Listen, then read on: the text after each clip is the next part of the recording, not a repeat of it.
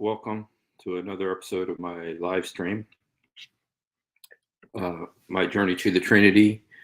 Today, it's actually called the pretzel situation. As I've been showing you, it's a broken pretzel situation with pretzels is that I have a cousin who sends me lots of comments, and his comments quite often, I think it's like you get to twist yourself into a pretzel to believe him, to accept what he's saying. And yet I feel like I'm still on the pretzel situation just because I keep getting comments. I got new comments today, and I really want to talk about it because I think there's a real problem. We have to unpretzel people. People must be unpretzeled because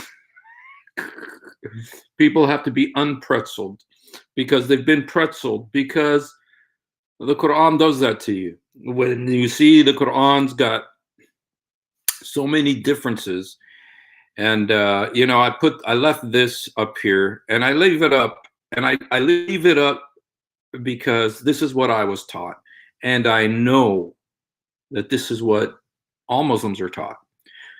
It is a miracle of the Quran that no change has occurred in a single word, a single letter of the alphabet, a single punctuation mark, or a single diacritical mark in the text of the Quran during the last 1400 centuries, during the last 14 centuries. The Quran is, you see, because that's what I was taught. That's what I was taught. And my cousin today, he sent me, he's often making comments and stuff. And he sent me these messages, and I welcome them. I like to hear from him. I like to hear from all of you, and I like to hear from all my cousins. And but the thing that I'm concerned about is that there is a very real pretzel situation happening here. And I'm concerned about this pretzel situation. And I know it sounds funny. It sounds funny, but it's not funny. It's a real situation, which is we're twisting ourselves into this pretzel to accept that, the Quran is these things, that the Quran is a miracle that cannot be changed, and that cannot be changed. Not a single punctuation mark has changed. Not a single diacritical mark has been changed. It is identical to what Muhammad got 1400 years ago. And let's hear what my cousin said today. There's several points he makes that I'd like to talk about just quickly. I don't want to take too long today. I always take a long time. انت لقيت يا لوح مغلبك اني منهن في اللوح عند في اللوح المحفوظ. اني واحده في اللوح المحفوظ. طيب يعني هذا السؤال بنسأل، شوف قديش انك لوح. طب هو ربنا باكي مش عارف انه راح يصير هيك، ان الناس راح يكونوا عند وناس يكونوا عباد؟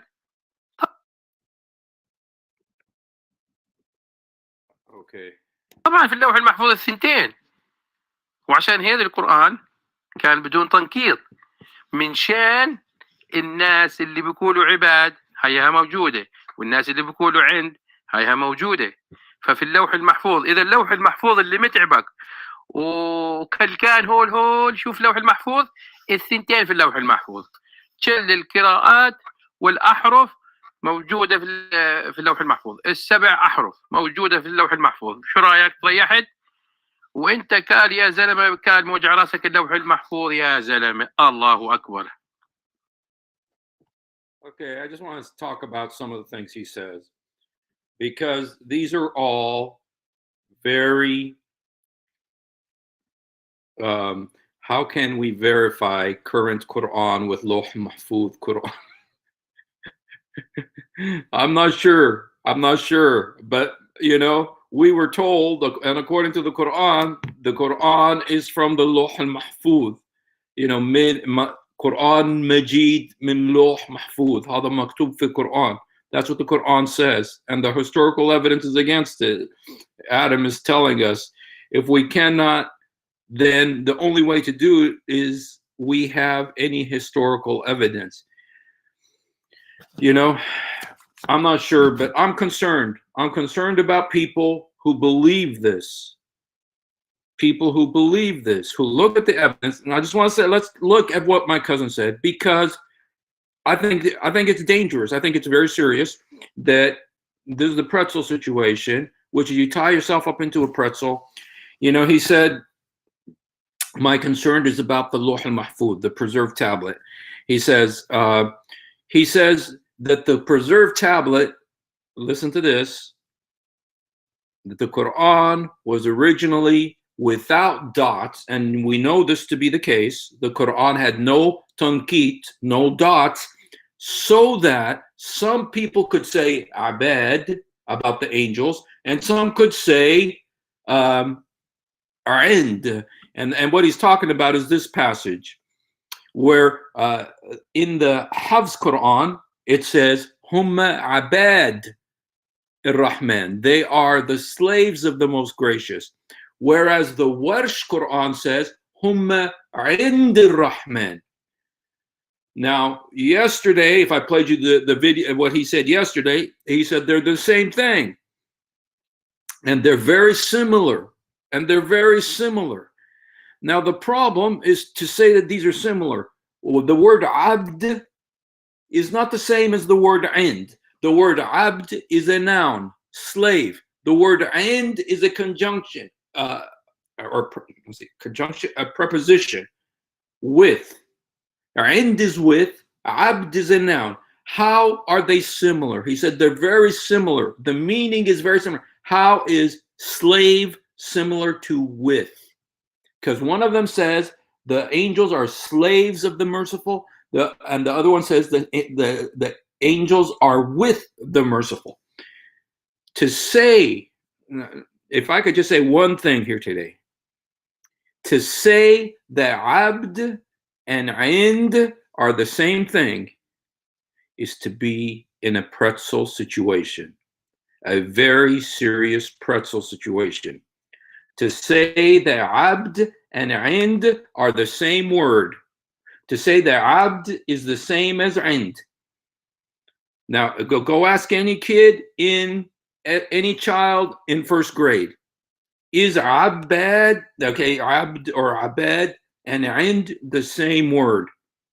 See what they say, because they're going to look and they're going to tell you, no, they're not the same word. To say that they're the same word is a pretzel situation. You've been tied up into a pretzel, and I want to help unpretzel you. I want to help unpretzel you. المعنى في الآية نفس الشيء يا روح. He's talking.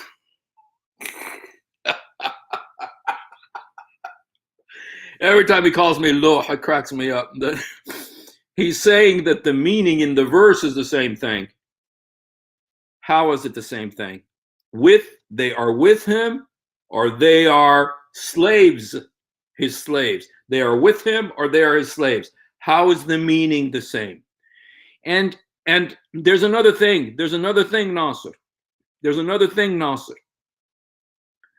The thing is that we were told there is one Quran. We were told there is one Quran.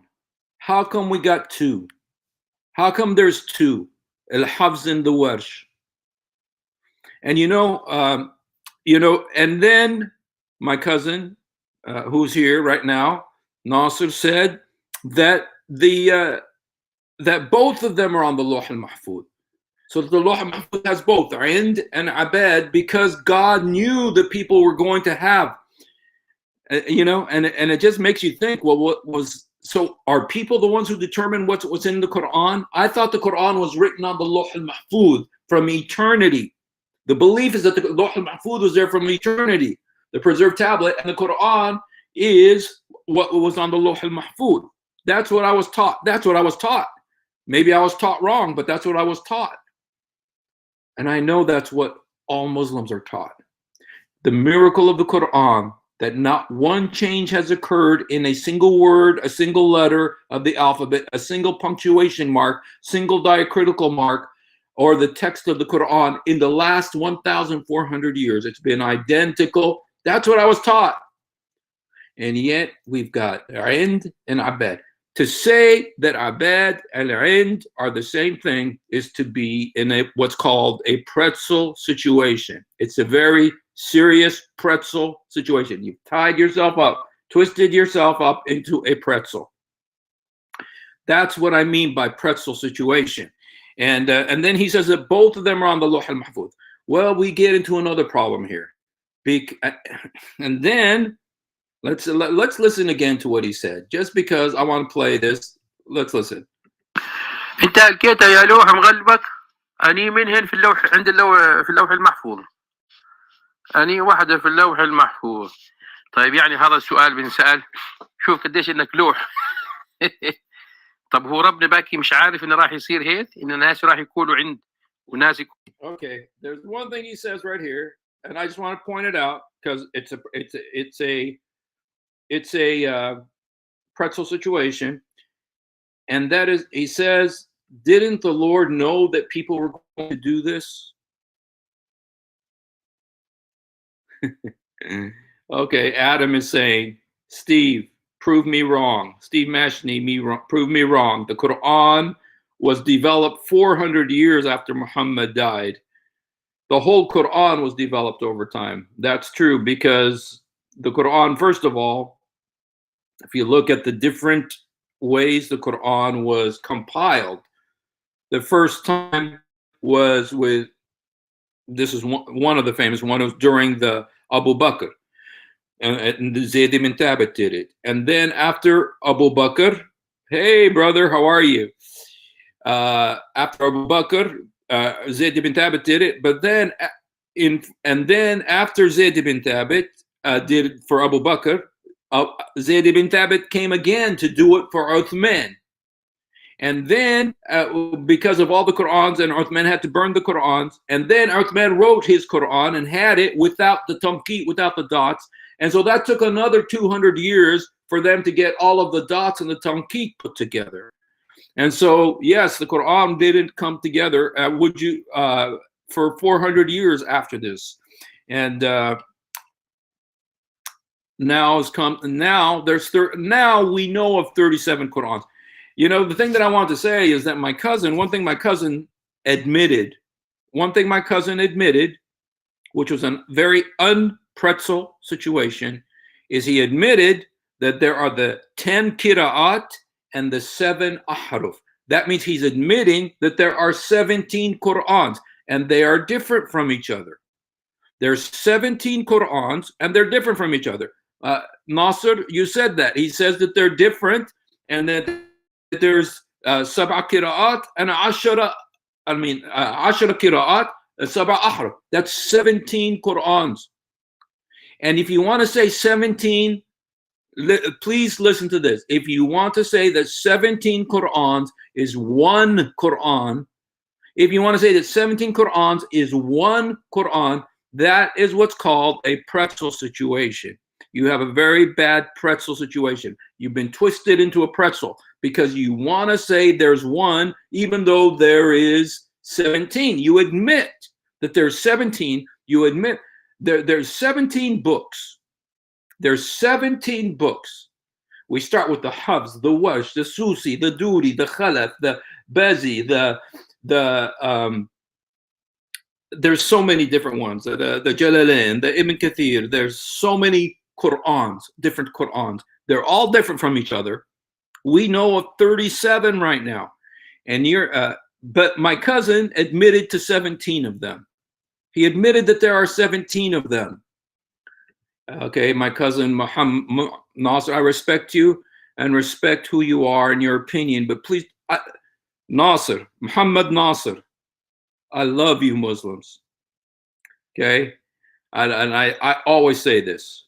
I love Muslims. I love you. That's why I'm doing this, because I'm worried. I don't want you to go to hell. I love Muslims. I don't want you to go to hell. That's why Adam Seeker's here, because he loves you. Nobody's talking about hating. I love Muslims. I'm one of them. My cousin, I mean, my relatives. You guys are all my relatives. I love you guys. That's why I'm doing this. It's not hatred. I love you. But I love you enough to tell you the truth. I love you enough to tell you the truth. I'd love to just be nice, but being nice doesn't mean being loving. If somebody's in a house that's on fire and you just say, oh, it's so nice to see you. I love you. You're so nice. And you let them burn in that house, is that love? You got to tell people the truth. If you don't tell people the truth, that's not love. It's hatred to not tell the truth to somebody that you love. And I love you, Muhammad. I love you, Muhammad Nasser. I don't hate you. I love you. And I love all Muslims. Some of them, damhum thaqib, but everywhere there's people whose dam is thaqib. You know, Christians, there's Christians whose dem is ithqil. There's Jews whose dem is ithqil. Everybody, there's people who are dem ithqil. But I love you, and that's why I'm doing this. You know, I want to talk about this. We need to talk about this. Every few, who cares about how many? You know, Muhammad Nasser, very good question. Very good question, Muhammad Nasser. Who cares how many Qur'ans are out there? Maybe you weren't taught that there's only one Qur'an. Maybe you weren't taught that the Quran, because there's two verses in the Quran, Muhammad Nasser, there's two verses in the Quran. One says, it's in chapter 15, verse 9. And Allah says, Inna nazalna dhikr wa nahnu lihafidhun. Allah says, we sent down the Quran, the dhikr, and we preserve it. Because of that, this is what Muslims say, and they say it, and they're being taught in school. It's a miracle of the Quran that no change has occurred in a single word, a single letter of the alphabet, a single punctuation mark, a single diacritical mark in the text of the Quran during the last 14 centuries. For the last 1,400 years, there's not been one single change in the Quran. That's what I was taught. And I believed it. And I know, because I talk to Muslims all the time, that they believe this too. But it's not true. It's not true. And here I'm showing you the differences between some of the Qur'ans. And you show it to people, you show the differences, and they still say that the Quran is, there's only one Quran and it's perfectly preserved. And I just want to play the other thing that my cousin says. Let me play another thing that my cousin said here. 3, 4, 5. قال انت بتقول في 7 احرف و10 قراءات، فانت حطيت 17 قرآن صرت. ولك يا نوح، هو اذا في اختلاف في بعض الكلمات يتغير القرآن كله؟ مو مش كله القرآن. Okay, here's something he says. He says, if there's differences in some of the words, does that mean the whole Quran is different? If there's differences in some of the words, does that mean the whole Quran is different? You know, the problem is that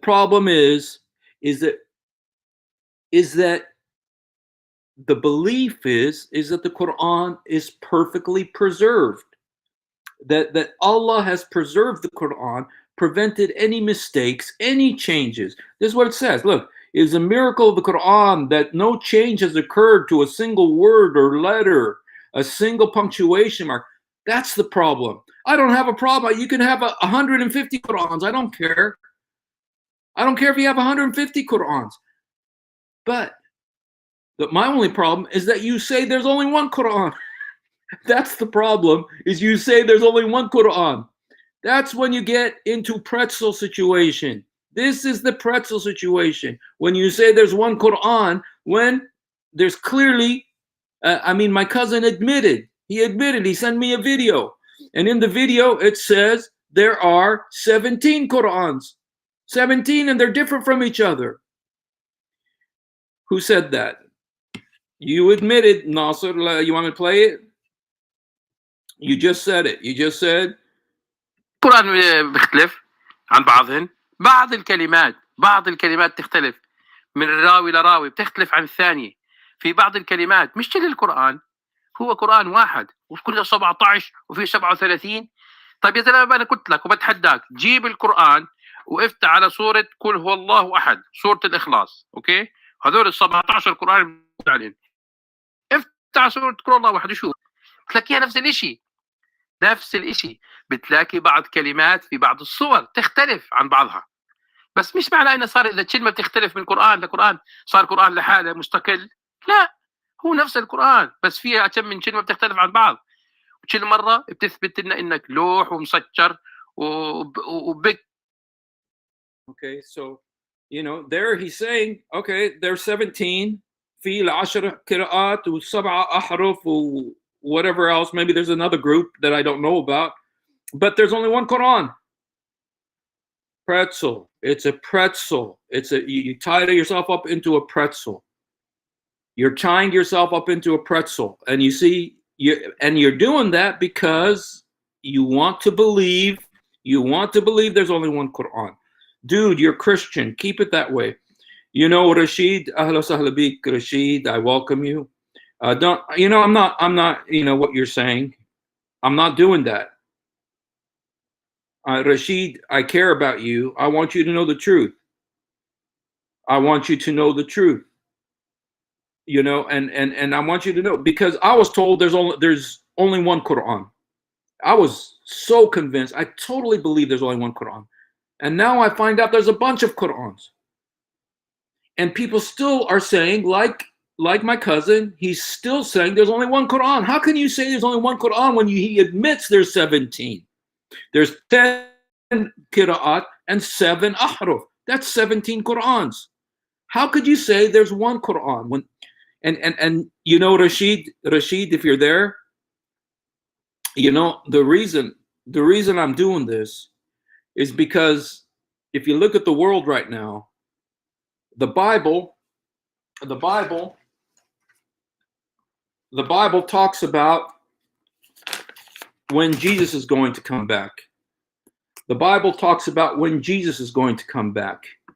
When Jesus comes back, if you're not ready, you're going to go to hell. When Jesus comes back, if you're not ready, you're going to go to hell. And you're my relatives. And I love you. I don't want you to go to hell. You're my relatives. I love you. I don't want you to go to hell. And I don't want nobody to go to hell. But the Bible says that unless you believe in Jesus, unless you believe that Jesus died for you on the cross, gave his life for you, and invite him into your life, you're going to go to hell, because you're going to get what you deserve, which is sin. And all of us deserve to go to hell because we're all sinners according to the Bible. Nabi Musa taught us what sin is. يعني بتقدر تقول هيك ناصر لكم دينكم ولي دين. But هذا مش عن دين. هذا مش عن دين. هذا عن موضوع مهم جدا. بدي إياكم تعرفوا الحق. And here's a question I have for you. If they lied to us about the Quran when they told us there's one Quran, and now we see there's 17 Qurans, okay? Nasser said there's 10 Qira'at, 7. He even sent me a video. He could send me a video. And in the video, the Sheikh on the video says, if you open the Fatiha between all these different Qurans, he says there's many variations, many ikhtilaf. Do you know what the Quran says? He says, if the Quran was from someone other than Allah, you would find many ikhtilaf fiha. You'd find many contradictions in it. If the Quran was from someone other than Allah, you would find many differences in it. Dude, there's a ton of differences. Look at all these different Qurans. I mean, I can go get you. I can go ahead and bring these and show you.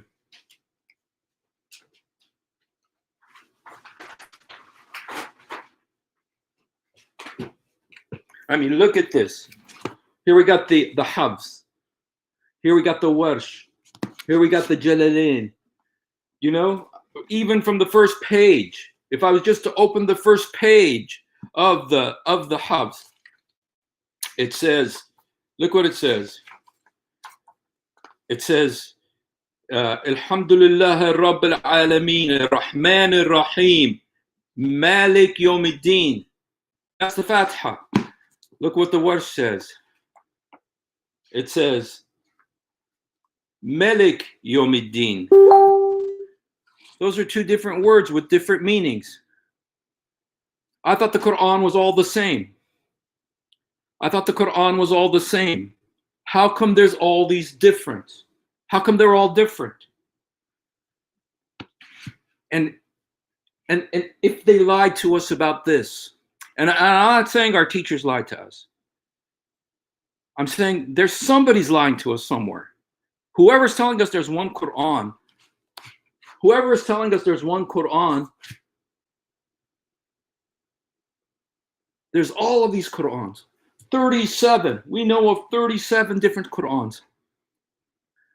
If they were wrong about this, what else are they wrong about? What else did they tell us that's wrong?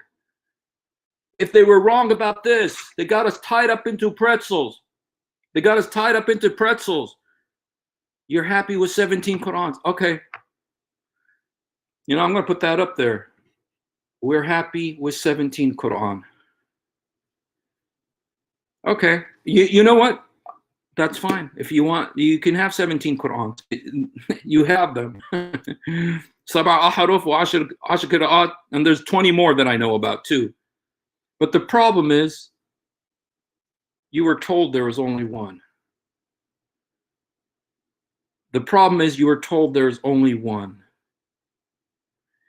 And, you know, would you like to come on with me, Adam, to talk about this? You know, I just wanted to respond a little bit to what my cousin said. I love you guys. I love you guys. And that's why I'm telling you this. I'm telling you, if they're wrong about this, what else are they wrong about? Because these are the things that are going to affect your eternity, whether you go to heaven or hell. I don't want you to go to hell. I want you to go to heaven. I want you to go to hell. I don't want you to go to hell. Once you go to hell, you can't get out. Jesus says you can feel the fire in hell. There's a man who went to hell and he felt the fire. He was burning. And he was talking to Ibrahim. He said, Ya Ibrahim, help me. He says, I can't help you now. In Nabi Ibrahim, the man was talking to Abraham. He saw Abraham and he said, Abraham, can you help me? And Abraham said, I can't help you now. It'll be too late then. Now is not too late. If you wait, it will be too late. I don't want you to wait till it's too late. So I'm saying, ask Jesus into your life. Ask him to forgive you for your sins. You know what else they're wrong about? If they're wrong about how many Qur'ans there are, they told us there's one, and now we're happy with 17 Qur'ans. If they're wrong about that, what else were they wrong about? I'll tell you. They are wrong about that. Jesus was killed. Jesus did die, and he died for us to save us from going to hell. He loves you, and he's alive, and he's here right now. I'm going to see if Adam would like to come. I'm going to send you an invite, Adam, and if you want to help me out here, I'm a little bit. I just wanted to respond to some of the things that Nasser said. He sent me 20 messages, and I only played 2 of them, but let me play some more of them. Play some more of Nasser's messages.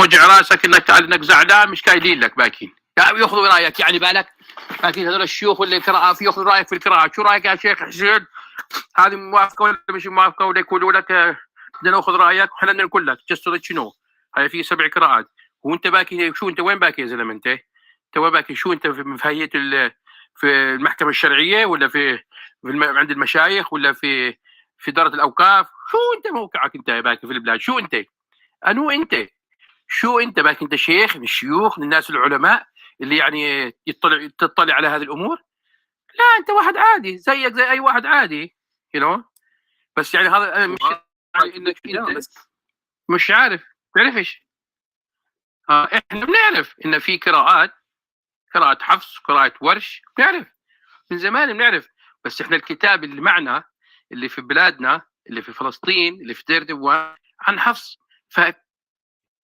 So, this is what we were told. And here, my friend Adam is here, and hello, Adam. Hello, brother Steve. How are you? Good. How are you doing? Pretty good. Praise Lord. You have your great pretzels show. I am loving it now more and more. You know, it's like I keep. You know, I wonder if it's. I don't know how. What's it like? You know, I mean, to say that abad and end are the same word, that they mean the same thing when they're so completely different. You got to twist yourself into a pretzel, and you know what? It's like I don't want you to do that because it's dangerous. Your eternal soul is at risk.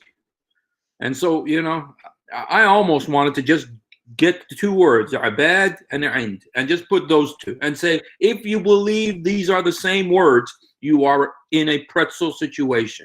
You've been twisted into a pretzel because there's no way these are the same words. There's no way they mean the same thing. That is absolutely correct because slave and ved are entirely two different words, and uh, I can take, I can work with ved, I can work with slave of Allah, but I cannot work with angels being with Allah Mhm. because Allah is supposed to be above the heavens, above the earth, above the creation. So angels are the creation of Allah, so called. Then they cannot be with Allah. They can be like that's how it is, unfortunately. And the second point is that's just illogical, right? It's illogical that you are saying, first of all, your own people who are actually saying these things, they have to say, they have to tell us what is the difference between kira and ahruf. First, they need to understand the difference between kira and aharuf. If they do not even know the kira and aharuf, then what are they talking about, right? And if Quran came in 7 aharuf, let's just say that it came in 7 aharuf because the hadith said it, then give me a Quran where all of these aharufs are preserved because Quran is supposed to be fully preserved. So I need to see one Quran where all of these 7 aharuf are written. So verse 1 should be written 7 times. Verse 2 should be written 7 times. Verse 3 and so on up to 6,200 and something verses has to be written 7 times with different aharuf. You don't have it.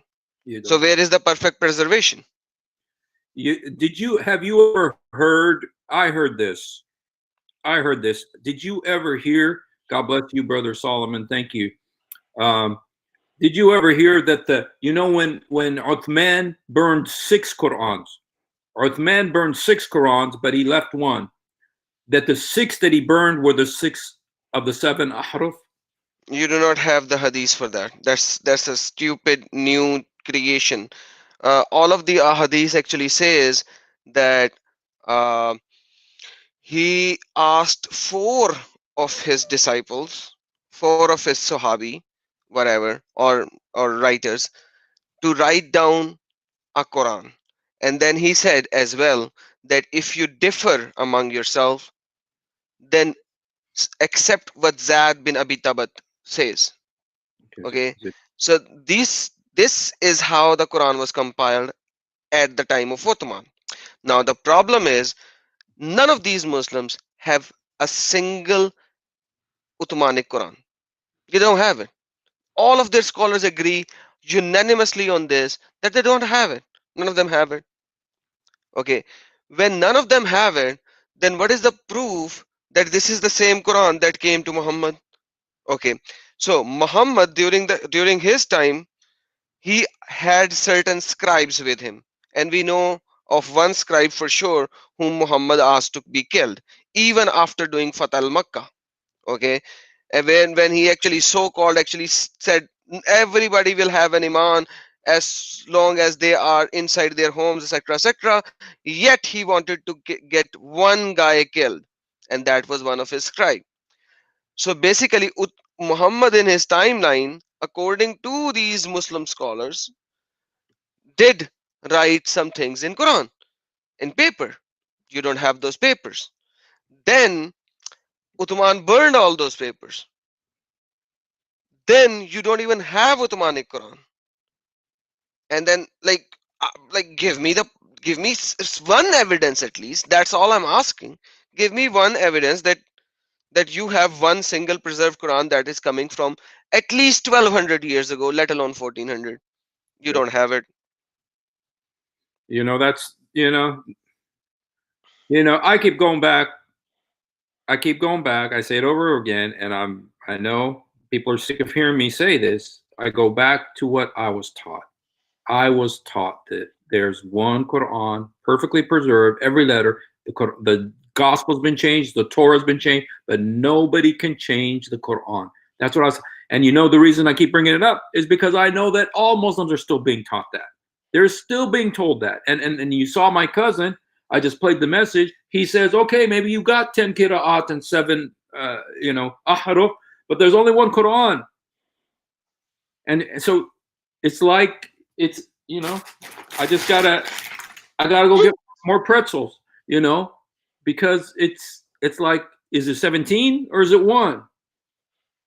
And that comment that you were showing on the screen is a comment of a guy who actually have no rebuttal, who actually has no evidence, and now he's bound to say, okay, guy, we have 17 Quran, whatever, now let's move on.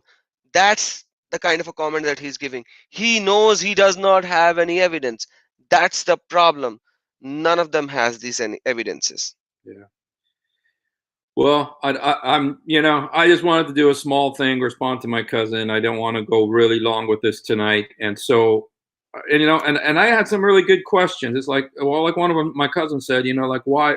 Who cares if there's all these Qurans? I don't care. I don't care. But what I do care about is that I feel like I was lied to, and it wouldn't really matter if I was the only one who was lied to. The fact is, people are still being lied to. They're still being told there's one Quran. They're still being told there's only one Quran. And yet we've got a plain admission that there's 17 Qurans. And, let me just put this up again. I showed this yesterday, but let me just play it again. This is Ahmed Deedat. The question was, do Muslims also have different versions of the Quran? We have no different versions.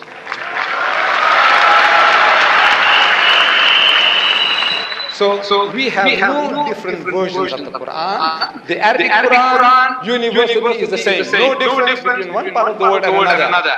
Universally the same. No difference from one part of the world to another. And yet we write,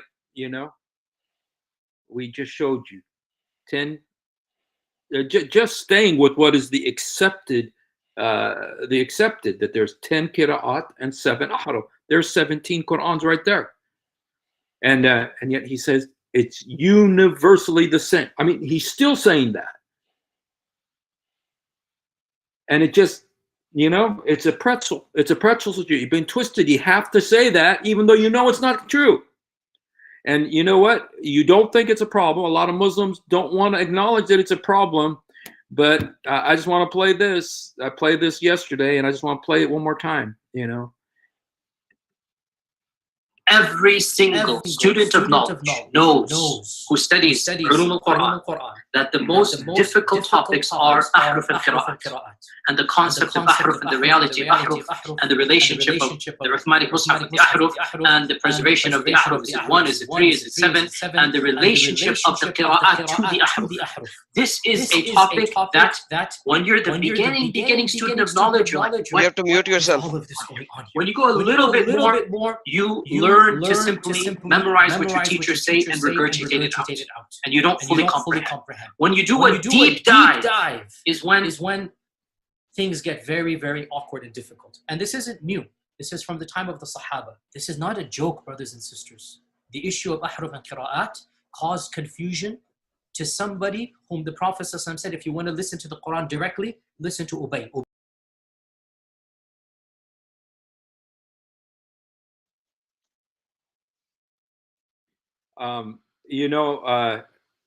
He's saying this isn't a joke. This isn't a joke, he said. he said it even caused a problem with the Sahaba, the number one Qadi of the Quran, Ubay ibn Ka'b. Do you know that story? That he actually, this is the guy who actually Muhammad was reciting the verses, and he was writing. It was Abdullah ibn Sa'd, Okay. right? That you are talking about the same guy, Abdullah ibn Sa'd. You know, I think this story happens twice because I've heard it with Umar bin Khattab and Ubay ibn Ka'b, but I'm not sure. Oh, so you are talking about some other story. Please tell me that story. Well, I think it's the same story, which is what I heard. Ubay ibn Ka'b is in the mosque, and he somebody reciting a verse of the Quran in a way different from the way he memorized it. And so he grabbed the guy after prayer, took him to Muhammad and said, Muhammad, this guy is changing the Quran. And he says, and what Muhammad said, why? What's going on? And then he says, tell him the verse the way you said it. And the guy recites it the way he said it in the mosque. And then Muhammad says, that's right. The way he said it is right, even though it's different from the way Ubay bin Ka'b had been taught by Muhammad. And Muhammad then said, see, now the Quran came down in 7 ahraf. It came down in 7. And you know what Ubay bin Ka'b said? This is what a Qadi is going to say. Shak dakhalat albi. Exactly. Doubt entered my heart. Yes, I was actually talking about Abdullah bin Sa'd because I was talking about that this was the guy Muhammad wanted to be killed when they actually did Fath al-Makkah. Okay. So basically, let me give you the story of how it happened. It is actually, you know, I cannot show my screen, otherwise I would have shown my screen. It is in the Siratul Nabi by Ibn Ishaq on page number 550. So you can just go and read it. The Apostle of Allah has instructed his commanders when they entered Makkah only to fight those who resist, except a small number of the people whom he wanted to be killed, even if they were found beneath the curtains of Kaaba. Imagine, that's the statement of Muhammad. And one of those guys was Abdullah bin Sa'd, the brother of bin Amir somebody. The reason he ordered him to be killed was that he had been a Muslim and he used to write down the revelation, and he apostatized. Why did he apostatize? That is something that you can go in Asbabul Nuzul of chapter number 6, verse number 93, and you will read. Let me show you what you will read. So Muhammad was telling him to write, and he wrote, and he said, Muhammad was saying about chapter number 23, verse number 12, we created man of an extraction of clay. Okay. And that was what was revealed to Muhammad. Muhammad said that and full stopped. Then Abdullah bin Sa'd said, so blessed the God, the fairest of all creatures. And then Muhammad said, write it down, for thus has been revealed as is. So when Abdullah bin Sa'd heard that, and he said, at that point, doubt crept into Abdullah bin Sa'd. He said, if Muhammad is truthful, then I was inspired just as he was. Oh. And if he is lying, I have uttered exactly what he did uttered. Hence, Allah's word has changed by just what I just said. So he was the scribe of Prophet Muhammad, and he left him. He's like, I said that. And Muhammad said, this is how it was revealed. But like, it is I who said that. So either I have been given the revelation by the Prophet, by Jibreel, or Muhammad is a plain liar. So because he openly said that to Muhammad, right, and he apostatized and went away, and he was hiding in Makkah, because this is Medina, he's hiding in Makkah now. So when Muhammad did the Fatah Makkah, this is the guy that he wanted to be killed, even when, if he is hiding behind the curtains of the Kaaba. So like you cannot kill anybody inside the Kaaba, but like inside, like, if you are hiding inside the curtain of Kaaba, even still you can kill him. So that's what I'm saying.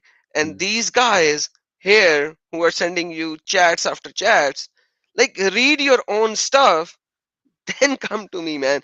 This book that I am always referring to, which is called Life of Muhammad or Siratun Nabi, Siratun Nabi by Ibn Ishaq.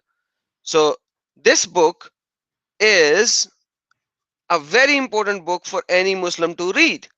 It's like it is the Sirah, the only Sirah that has been written, like the earliest book of Sirah. Yeah. Sorry. Yeah, biography is the. Yes, biography. Okay, that's okay. Yeah, that's the right word as well in English. Sirah, and it has only 680 pages to read. Like that's a very small book compared to the data that this book has. 680 pages. If you haven't even read this, what kind of a love that you have for your own prophet? So read it. By the way, by the time you end it, you will leave Islam. I guarantee you that. Like, but you have to read it with the context, because if a name comes up, you have to find out where that name is, and that name you will find in either tafsir or ahadith. And by the time you will go through all that, you'll be like, this is idiotic. Even Muhammad's own scribes, they were like, okay, this is not the guy who could have revelation. Okay, and then nobody has Muhammad's scribes written Quran. Man, Steve, have you found any scribal written Quran by Muhammad's scribes? No, it's like we're all of this. All of the is yeah, all of the stuff is either from Cairo or above north or near Jerusalem or North Africa or Bukhara, Yeah. and all of them. So basically, Muhammad was in Makkah and Medina, right? Mm-hmm. The Quranic Arabic should be Sinaitic Arabic, right? It should not have any alif in it, but it should have Zair Zabr Pesh, or sorry, some dots. It should have some kind of dots. They don't have it. They are the Northern Arabic as well. All of the evidences are that Quran had corruption.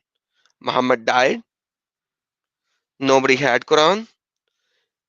Everyone picked up verses left, right, and center.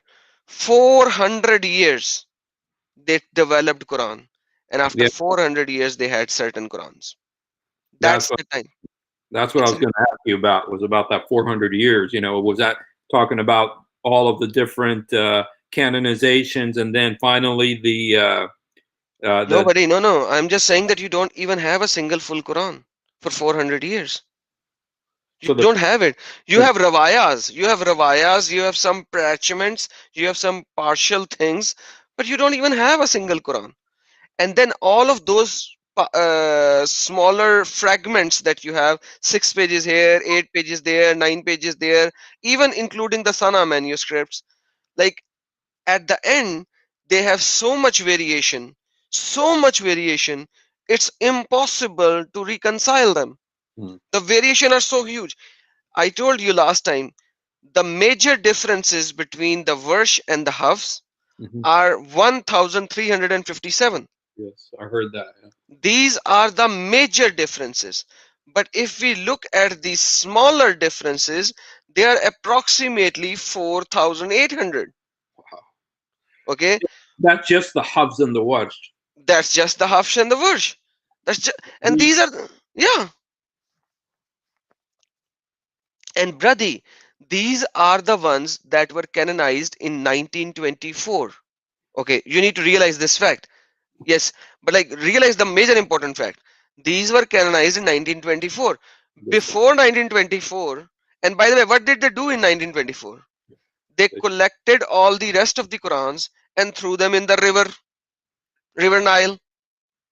You see, because what happened is that they had standardized tests for all the students in Egypt, and all the students were doing, they did their Arabi, their math, their, all their language, their grammar, and all the history and all that stuff. They all did that all right. But when it came to the Quran, all the kids had different things about the Quran. And then the teachers looked at it, and and the education officials said, how come the kids are writing all these different things from the Quran? And they realized that there were 37 different Qurans. And so they went and they took 36 of them and threw them in the river, and then they kept one, which was the Hafs, which is this one. And that was in 1924. And that's when they, finally, codified this one as the main Quran. And Steve, I don't know who selected the Hafs version. Like, that guy would be the most idiot guy ever in the history of mankind, that he selected the Hafs version to be the standard version. Everyone knows, according to the history, that guy was a liar and a plagiar. And all of his other books have been rejected and called plagiarized books. But when it comes to Quran, they selected that idiot's Quran. Muaz. Welcome, Muaz. I saw my cousin Muaz, so I was telling hi to him. Yeah, I heard that too about him. And oh, it's historical. Yeah. And by the way, this is not Christians who are saying this. The Muslims said this. Yeah. So it's not Christians or Jews or atheists who said about Hafs. These Muslims said it. Yeah. So, like, I don't know why they selected this guy's Quran. Hi, Muaz. We're doing a presentation. I'm responding to Nasser. I think he's your cousin, and he's my uncle. We're responding to Nasser. He sent me some questions today, and I'm just responding to them. And anyway, I just wanted to show a couple things. About the fact that there's, Muaz. We're talking about the fact that we were taught there's one Quran, but even Nasser came on and said there's 10 qira'at, 7 ahruf. That's 17 different Qur'ans. And they still say there's only one Qur'an. How can you have 17 Qur'ans and it be one Qur'an? زيد يتعرف. أنا خالي زيد بتعرف. هو بعرف كيف في 17 Quran ولا واحدة? How come there's 17 Qur'ans or one? If he knows, bring him on. We'd love to have to talk to him. إذا بتقدر جيبه خليه يرد. بدي أسأل كيف في 17 Quran ولا في واحدة? Oh, there's 17 different books. كلهم بيختلفوا عن بعض. أنا عندي 3 هن وعندي كمان 4. بجيب لكم إياهم مشان أفرجيكم إياهم الأسبوع الجاي. كلهم بيختلفوا عن بعض. أنا بسأل فيك. أنا مش فاهم يعني أنت بتسأل فيني بتسألني إيش يعني؟ I'm trying to see what my cousin is asking me here. بتعرف هو خالي. هو خالك. ناصر خالك. Okay. أنا بحب خالك. I love him. I only know him on the internet. I never met him in person. I know his sister because she's my uncle's wife, but I never met him personally. But I like him. I like him to keep asking questions because I like to respond to his questions. And so, anyway, Steve was saying, like, I would ask your cousins and all the people who are listening, if they have any evidence, bring it on. Please bring it. Mm-hmm. Saying that they memorized, it's BS. I was about to use the full word, which is wrong. Because even now, people who have books and they spend 3 years, 4 years reading the book again and again with moving their heads and like moving their whole body and reading them again and again. Every time when they actually do recite it again through memory, they have to reread it. Okay. And Quran is not an easy book to memorize. So that's a problem. and they have this Quran memorized. What about the Quran that Muhammad told in 23 years? It's impossible logically to memorize. That's the problem. Now, Zaid, No, he's saying that his cousin is Zaid, not Nasser. Zaid ibn Ammi Khalak? Zaid ibn Ammi Khalak? And about, yeah, that's another one of my cousins is his maternal cousin. So I believe that's it, or I'm not sure what's going on, but أهلا وسهلا. سلم لي عليه زمان ما حكيتش معه. I love him. We grew up together in Philistine for 3 years. I love him very much. And all right, you guys, we went on for a long time. Thank you so much for coming on with me, Adam. you're welcome, brother. And, Anytime. you know, it just like, you know, and one of my cousins asked, why are you doing this? What's the purpose? Who cares? You know, what matters is, you know, Jesus told the story about a man in hell, and he saw Abraham, the holy prophet Abraham, and he said, Abraham, help me. Abraham said, I can't help you now. It's too late. Not Jesus, that Muhammad told the story. That's a hadith. No. I'm talking about when Jesus was talking the story about Lazarus and the rich man in hell. Okay. Sorry, my bad. Because Muhammad told a similar story as well in hadith, that when people died, Allah's judgment is upon them. Wow, Muhammad was a full plagiar anyways. Allah's judgment was upon them. So people went to Adam and they said, Adam, Yes. Adam, save us. You lived in the Jannah. Adam said, I was thrown out of Jannah. How can I save you? Go to Musa. They went to Musa. Musa said, oh, I killed a guy. Allah, I'm afraid for my own self. Mm-hmm. And Musa said, go to Isa. He is sinless. He never sinned. Mm-hmm. So yeah, and then the hadith goes on beyond the biblical narrative, and then it goes, Isa says, oh, go to Muhammad. He is the beloved prophet of Allah. Like the sinner is a beloved prophet, and Isa isn't. Like, oh my goodness. Well, anyway, but you know, I was telling the story that Jesus said in Luke 15, where there's a man in hell, and the man sees Abraham and he says, Abraham, can you help me? And even Abraham couldn't help him. When he was in hell, not even Abraham could help him. Once you cross over, it's too late. You have to make your decision now. You have to be ready now. We have to tell you now. You have to make a decision now so that you won't go to hell, so that you won't go to that place. And, you know, it's like I always say, just say, Jesus, help me. Jesus, forgive me. Jesus, come into my heart. Amen. Jesus, help me. Jesus, forgive me. Jesus, come into my heart. Jesus, help me. Jesus, forgive me. Jesus, come into my heart. He is alive. He loves you. I love you. Adam loves you. All of us love you. And, you know, one guy says, why do you don't hate Muslims? Never. We don't hate Muslims. Never would I hate Muslims. We love Muslims. We want you guys to know the joy. We were Muslims. Our families are Muslims. We love them. And we want all of you to know the love of Jesus Christ. And I just want to finish. I'm going to go ahead and finish this with the Not video. again.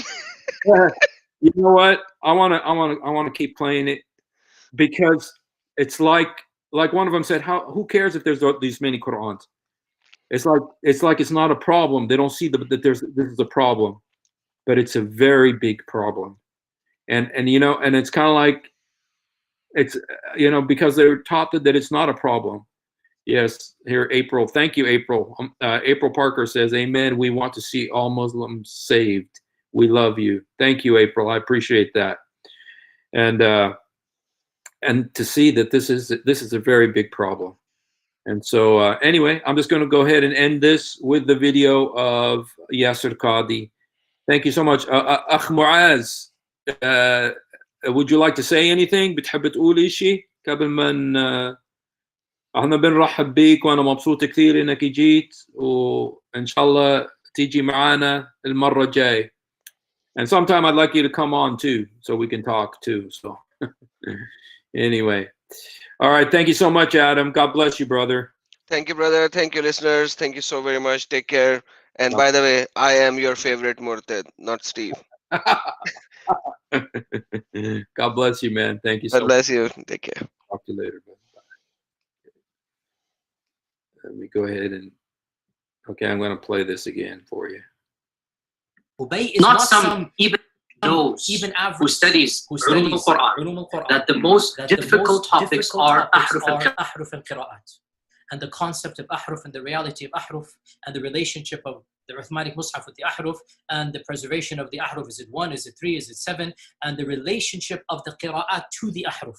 This is a topic that when you're the beginning student of knowledge, you're like, what is all of this going on here? When you go a little bit more, you learn to simply memorize what your teachers say and regurgitate it out.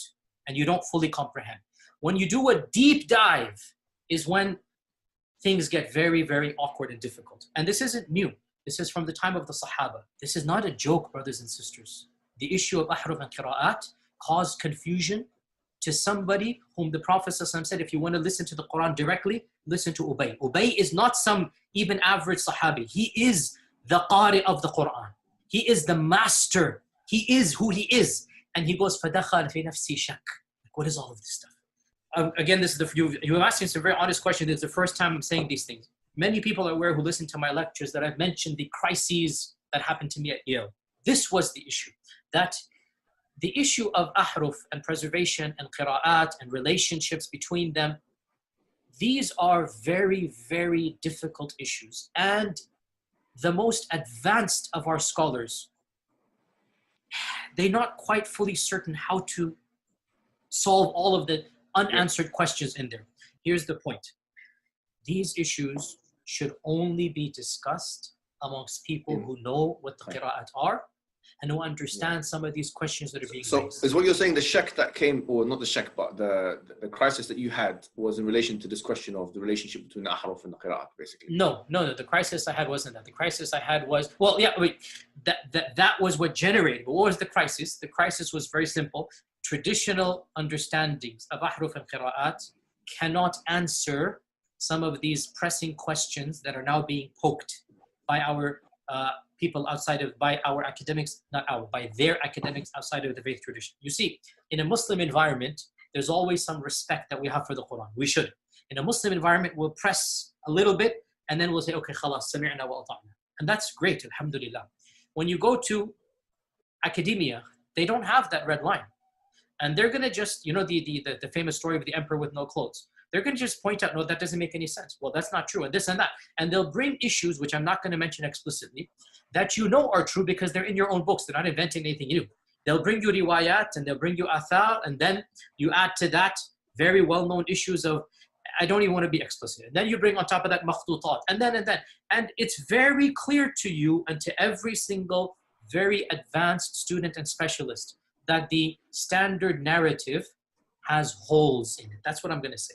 The standard narrative does not answer some very pressing questions. These are now well known within the Western Academy, that they're bringing forth issues. Their level of now knowledge is leaps and bounds above what it used to be, 100 years ago. What is happening in the last few years is not me anymore. It's the Western academics. These problems are now becoming mainstream. And by and large, our ulama in the Eastern world are not aware, by and large, of what's going on in the Western side of things.